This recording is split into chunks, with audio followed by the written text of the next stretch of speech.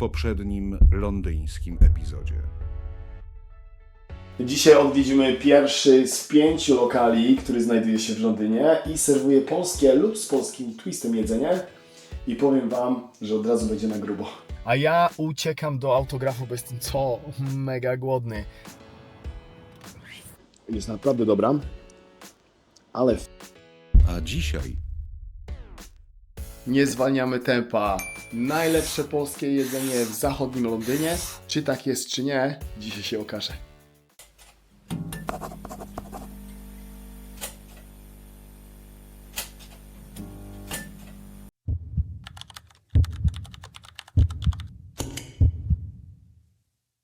Dzień dobry Londyn, dzień dobry moi drodzy widzowie. Taka pogodowa sytuacja. Dzisiaj odwiedzamy miejscówkę o nazwie Mute Malina, która znajduje się w zachodnim Londynie. A dlaczego powiedziałem w zachodnim Londynie? No bo według nich, jeszcze raz to zobaczycie, ta restauracja oferuje najlepsze polskie jedzenie w zachodnim Londynie. I tu mógłbym przytoczyć moje słowa, które powtarzam jak mantrę na tym moim kontencie, że zarówno smaki, jak i ceny to są sprawy indywidualne. To, że mi będzie smakowało, nie znaczy, że Tobie będzie smakowało. To, że dla mnie cena jest atrakcyjna / normalna, to nie znaczy, że taka cena będzie dla Was. Być może zastanawiacie się, co ja tutaj chilluję, jak mam się szykować do Mute Malina. Powiem Wam, z miejsca, w którym tutaj jestem, a jeżeli chcecie się dowiedzieć dla tych nowych widzów, gdzie jestem, to tutaj sobie zobaczcie to intro. Z miejsca, w którym jestem, do Mute Malina mam około pół godziny, czyli na londyńskie wojaże to jest bardzo blisko. Jest około godziny, wiecie co, powiem Wam dokładnie, 15 po 10, a stolik mam na 12, także na spokojnie. Jeżeli chodzi o ten cały wątek najlepszego polskiego jedzenia serwowanego w zachodnim albo na zachodnim Londynie, no to wiecie, trzeba byłoby zrobić porównanie. Musiałbym zobaczyć, jakie są jeszcze lokale na zachodnim albo w zachodnim Londynie, ale ten content nie jest do tego. Ten content jest od tego, aby Wam pokazać dany lokal, pokazać, gdzie zaparkować, a później to wszystko podsumować. Dlatego koncentrujemy się tylko i wyłącznie na Mute Malina i w ogóle śledząc od jakiegoś czasu już ich media społecznościowe, zauważyłem ten post. I ten post mówi Wam o tym, że Mute Malina już istnieje od 10 lat. I ten post również mówi o tym, że Big Bossem prawdopodobnie jest tam pani, a mam nadzieję po tym epizodzie koleżanka Żaneta. Natomiast jeżeli chodzi o ten big statement, najlepsze polskie jedzenie, to powiem Wam, że musi być coś na rzeczy, bo pozwólcie, że spojrzę na moją ściągę. Na Google Review mają 4,8 na 5 z ponad 1400 opinii. Na Facebooku mają 4,9 na 5. Na Just Eat mają 5 na 5. Na Uber Eats mają 4,8. Zgadza się, na 5. Czyli jak sami widzicie, coś tam musi działać bardzo dobrze. Nie mogę się doczekać poznać Żanety, zobaczyć lokal, zjeść najlepszego jedzenia w zachodnim Londynie. Jeszcze się nie szykuję, bo mam chwilę czasu. Zobaczę sobie jakiś odcinek mojego ulubionego serialu. Lekki spoiler, jest to serial szkocki. Jeżeli Was to cokolwiek interesuje, to możecie zapytać się mnie na moim Facebooku albo po prostu w komentarzu. Powiem Wam, jaki szkocki serial uwielbiam. Pochilluję sobie i widzimy się w samochodzie. Siemanko, jestem na miejscu i jest mega plus tego, że lokalizacja jest centralnie naprzeciwko Mute Malina, która znajduje się tam.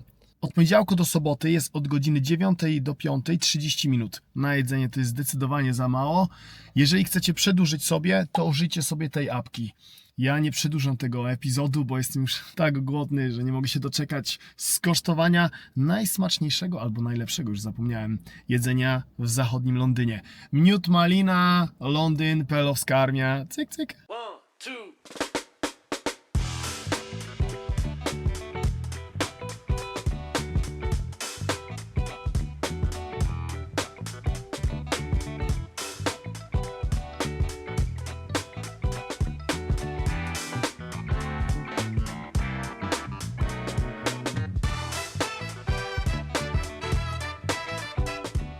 Już sobie porozmawiałem z Żanetą, z Big Bossem. Wszystko powiem w podsumowaniu. I tradycja musi być tutaj podtrzymana. Patrzcie w ogóle na ten kieliszek. Za Ciebie, Żaneto, za Newt Malina, za rodaków mieszkających w UK i w ogóle w Londynie, bo to są epizody londyńskie. I za Was, moi drodzy widzowie, Wasze zdrówko. Ale żeby nie było dla tych marudzicieli, że się rozpijam na epizodach, tutaj coś widzicie w rogu. I powiem Wam, że mógłbym wyjść z Newt Malina i mogę powiedzieć, że ten lokal wygrał. A o co chodzi?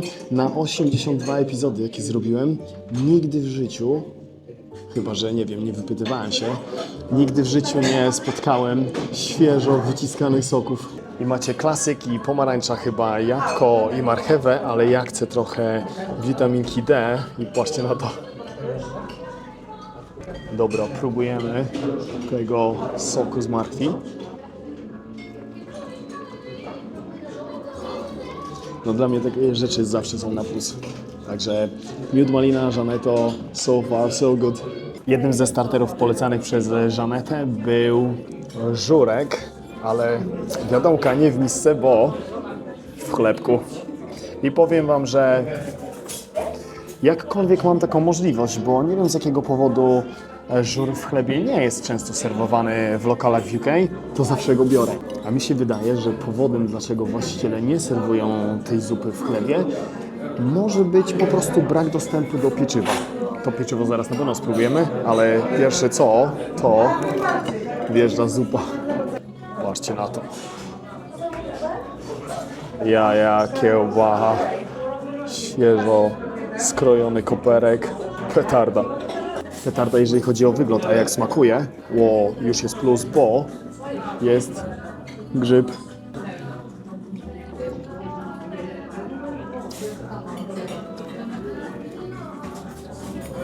Powiem Wam, że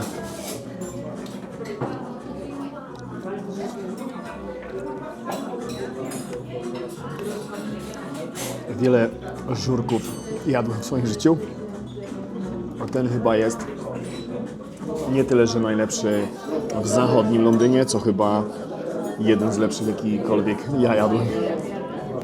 Jest ta fajna kwaskowatość.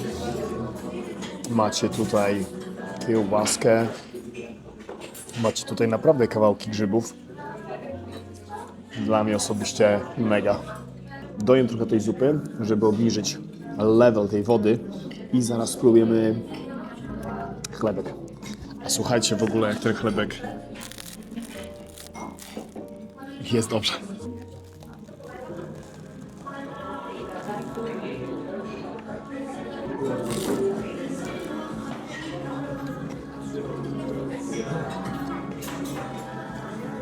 Powiem Wam, że... dobra, powiem, że spoileruję trochę. Fenomenalne. I trochę też zaspoileruję podsumowanie. Ta porcja z tym chlebem, jestem przekonany, że dla wielu z Was to może być naprawdę danie główne. Wjechał starter numer 2, a wjechał on ze względu na to, że to po prostu zobaczyłem, nie?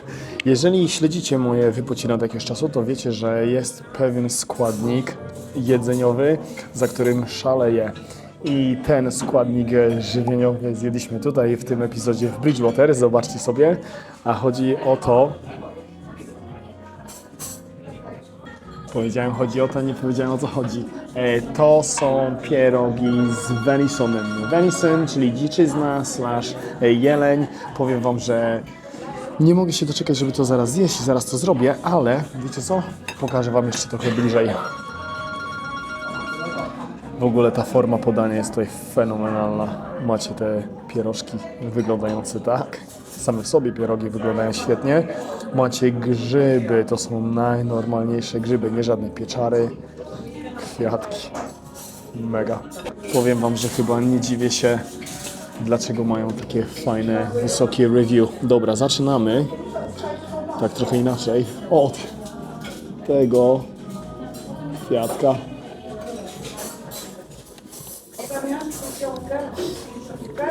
Jadę. Dobra, pieróg.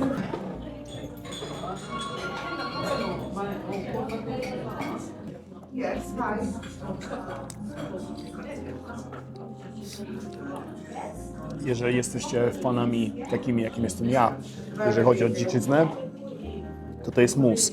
Jedyny minus taki dla mnie, moja wina, moja wielka wina, że ja wziąłem sobie pół porcji. Po prostu te pierogi są... Czekajcie.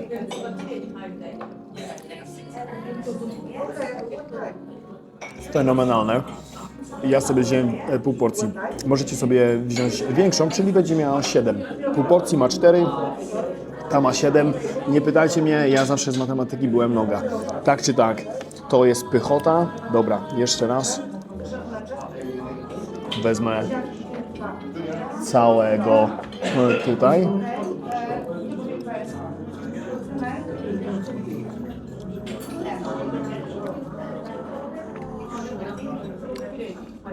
Zajadam się i wjeżdżamy w maina. W oczekiwanie na maina widzieliście już, jak wypiłem ten sok z marchwi, mega zdrowy, i żeby to trochę zbalansować, to potrzebujemy do naszego maina ten tutaj napój prawdziwych sportowców i ekspertów kanapowych. Aż nawet jakaś para na mnie psiknęła. W ogóle, żeby nie było, gdzie jest szklanka, gdzie jest kufel. Oni podają z fajnym kuflem, ale ja zawsze wychodzę z tego założenia, że jeżeli jest bro z butelki, to po co mi szklanka? Wjechał main i main również jest z polecenia Żanety. I są to policzki wołowe w sosie własnym. Patrzcie na to. I są też kwiatuszki, jest pióre i do tego macie bukiet surówek. Dobra, stali moi widzowie znają drill. Zaczynamy od surówek, nie od kwiata tym razem. I zamiast tutaj rozkładać serwetkę, to położę tutaj ten talerz i próbujemy surówek. Wjeżdża czerwona, czyli buraczki. Patrzcie na to.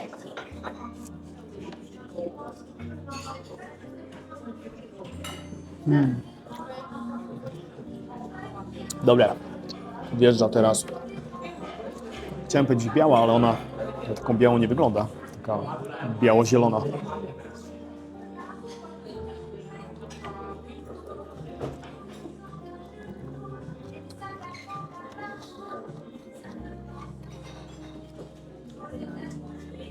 Ta jest petarda. I wjeżdża. To jest na pewno już nawet, wiecie co, jakim jestem noga, jeżeli chodzi o kulinarne nazwy i w ogóle, to jest na pewno czerwona kapusta.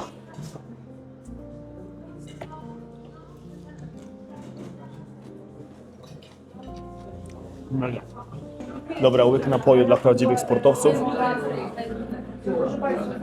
I wjeżdżamy teraz w gwiazdę epizodów, chociaż powiem wam, że te wszystkie dania, które tutaj jadłem, to każde danie jest gwiazdą epizodu. Dobra, pióre.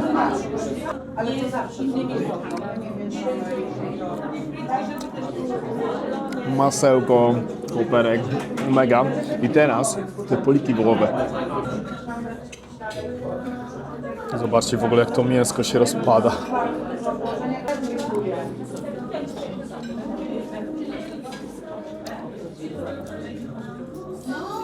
Niesamowite. Nic dziwnego, że Żaneta w ogóle powiedziała mi, jak zamawiałem to danie, że to jest tutaj jeden z bestsellerów. Ja dokończam sobie tutaj wszystko, zaraz zamówię deser, zamówię sobie na pewno jakąś kawę. I jak zazwyczaj mówię, że ciekaw jestem, jaka będzie pogoda dzisiaj, bo to wiecie, zaraz podsumowanie, to tak naprawdę dzisiaj mnie za bardzo pogoda nie interesuje. A o co chodzi, dowiecie się w podsumowaniu. Wjechał deser i jak moi stali widzowie wiedzą, że ja tej formy jakimś wielkim fanem nie jestem. Ale jak zobaczyłem te wszystkie inne dania, formy podania, w ogóle smak i myślałem sobie, wezmę go sobie. I zanim wam to pokażę, pozwólcie, że napiję się tej kawy, która, by the way, zobaczcie na tą filiżankę.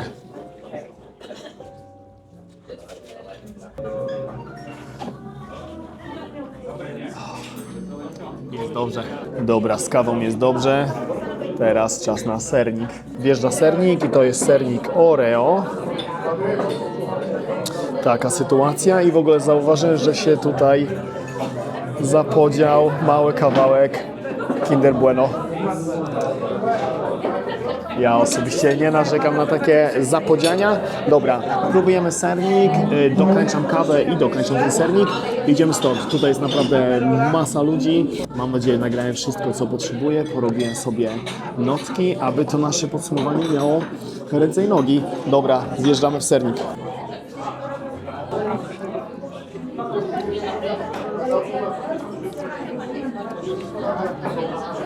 Kolega Balon chce być tutaj w kadrze. W ogóle jestem tutaj sam i zawsze robię moje epizody samemu, według własnego widzimisię, ale zobaczcie w ogóle, co znalazłem pod stołem i się zawieruszył. Balon. I on będzie mi towarzyszył dzisiaj.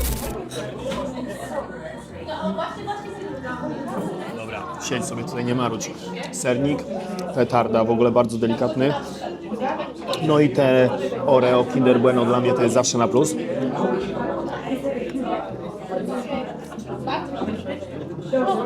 Tak jak powiedziałem, dokończam to, co żegnam się z Żanetą i widzimy się tak naprawdę za paręnaście godzin. A o co chodzi, dowiecie się dla Was za sekundę, dla mnie za paręnaście godzin. Hej! Big Ben to w rzeczywistości nazwa potężnego dzwonu ukrytego w Elizabeth Tower, a nie całej wieży. Słynie on z niezwykłej precyzji, regulowanej za pomocą starych monet. Tuż obok znajduje się imponujący neogotycki pałac westminsterski, siedziba brytyjskiego parlamentu. Ten charakterystyczny londyński kompleks kryje w sobie mnóstwo fascynujących sekretów. Zegary na wieży są wprawiane w ruch przez mechanizm ważący kilka ton, a każdy z nich składa się z ponad 300 kawałków szkła. Ich precyzja jest tak cenna, że gdy zegar zaczyna minimalnie przyspieszać lub zwalniać, zegarmistrzowie regulują jego chód, dodając lub zdejmując z wahadła stare pensy. Z kolei tuż obok, w budynku parlamentu, mieści się ponad 1000 pomieszczeń i ponad 3 km korytarzy. Co ciekawe, na szczycie Elizabeth Tower znajduje się sekretna latarnia zwana światłem Ayrtona. Zapala się ona automatycznie po zmroku, sygnalizując mieszkańcom miasta, że politycy wciąż obradują. Z kolei głęboko wewnątrz wieży znajduje się historyczne więzienie, w którym zamykano posłów łamiących zasady.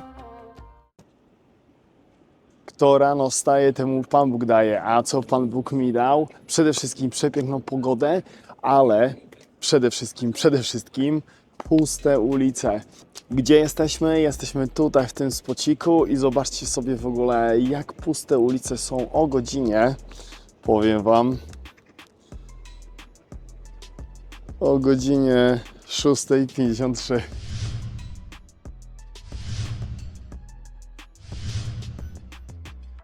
O normalnej godzinie, takiej turystycznej, nie byłoby szans, żebym sobie tutaj spokojnie mógł nagrywać i podsumowywać Miód Malina. Ale zanim to zrobimy, chciałbym podziękować Tobie, Żaneto, za fajnie spędzony czas, za świetną rozmowę i w ogóle za poświęcenie mi paru minut. A mówię to dlatego, że tamten lokal zaraz po otwarciu był naprawdę busy. Dziękuję również całej drużynie Miód Malina z Julią i Karolem na czele. Julia i Karol będą Was obsługiwać. I dziękuję również tym niewidocznym bohaterom Miód Malina, czyli Wam, moi drodzy, którzy przygotowaliście, już zaspoileruję, te mega pyszne jedzenie. Jak już wspomniałem, post wyszedł celebrujący ich 10. roczek, czyli teraz już jest 11. roczek. Jeżeli chodzi o Big Bossa, to Big Boss ma na imię Żaneta. Organizują wszystko. Wesela, cateringi, urodziny, po prostu skontaktujcie się z nimi. A w ogóle jeszcze jest taka opcja u nich, to są abonamenty obiadowe. Jeżeli chcecie, to też się skontaktujcie. W ogóle fajna to jest opcja, te abonamenty obiadowe dla takich singli, dla takich ludzi, którym po prostu nie chce się gotować, a mają ochotę na dobre jedzenie. Jak już powiedziałem, byłem bardzo wdzięczny za to, że Żaneta mi poświęciła parę minut, bo naprawdę był fully booked.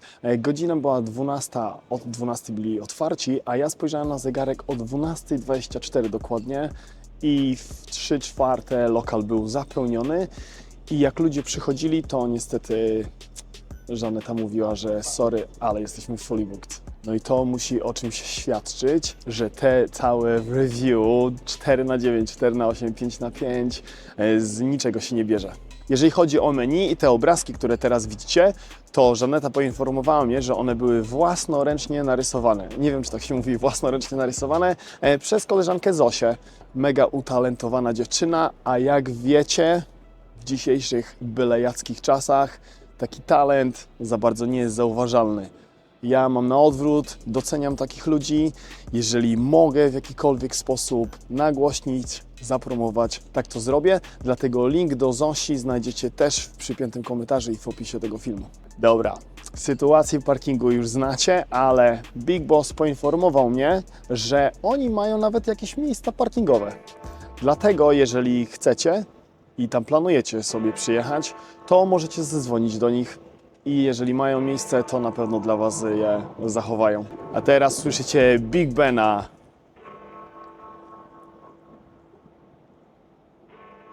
To jest niesamowite.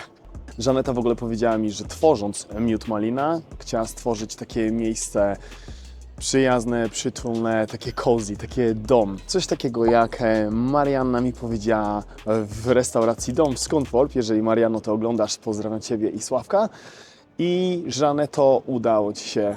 Czułem się mega komfortowo, fajnie. W ogóle śliczny lokal. Już wjeżdżamy trochę w lokal.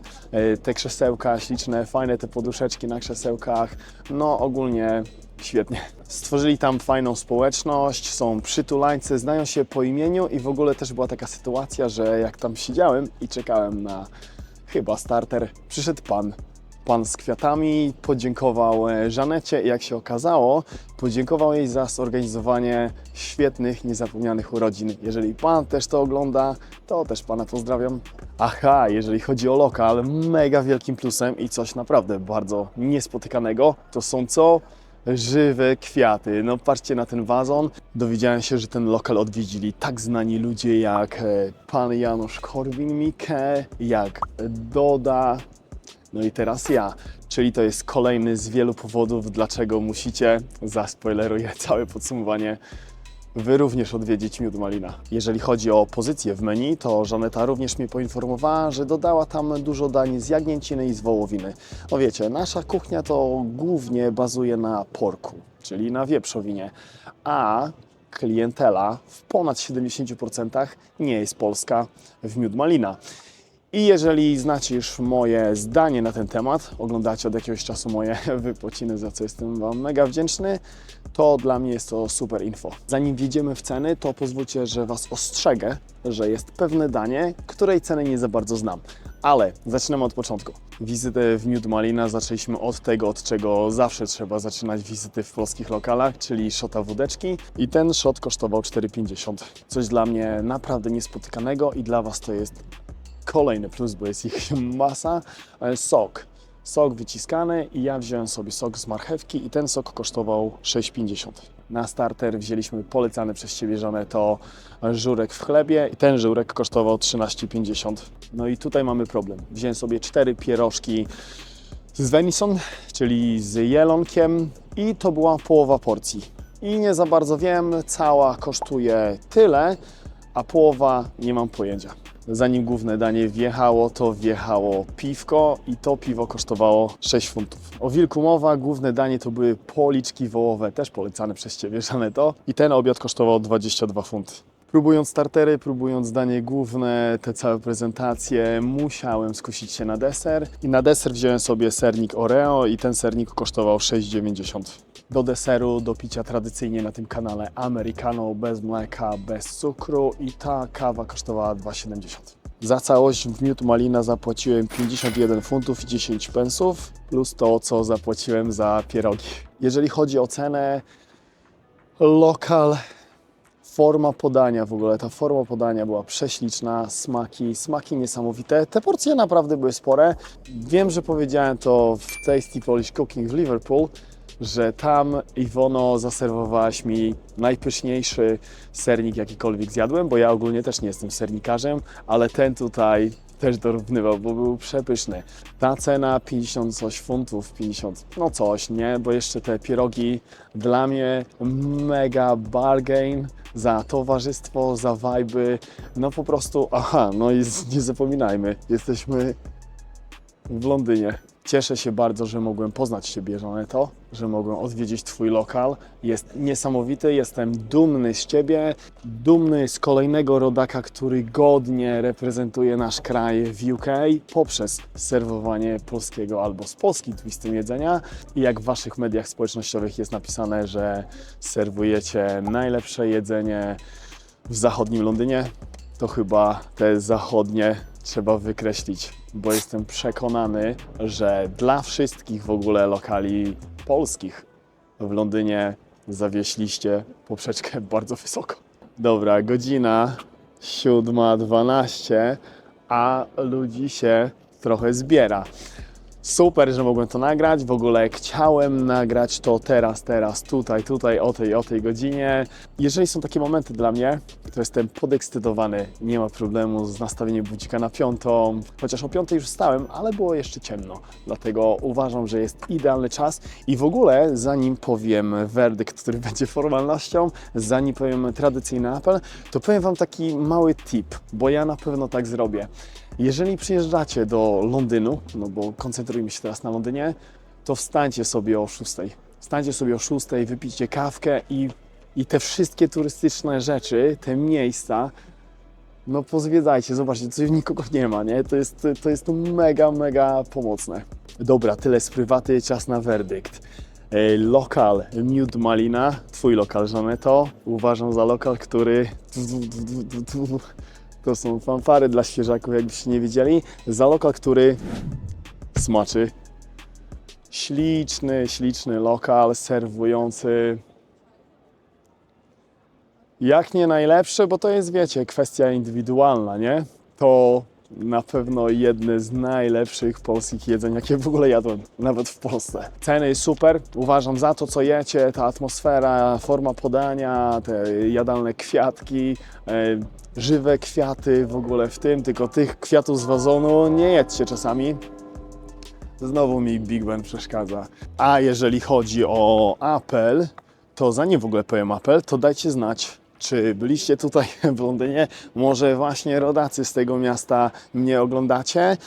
Dlatego fajnie byłoby, jakby co niektórzy z Was polubili te wideo, dali suba, bo Was to kompletnie nic nie kosztuje, a mi prawdopodobnie w czymś pomoże.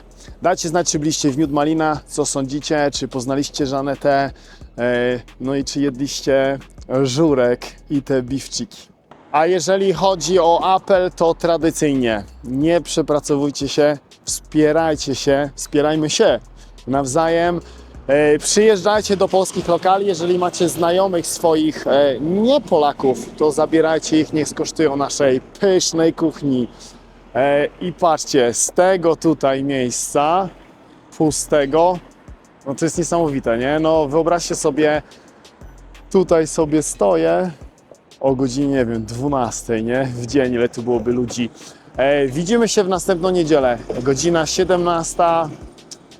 Tutaj tak pięknie będzie UK czasu. Hej.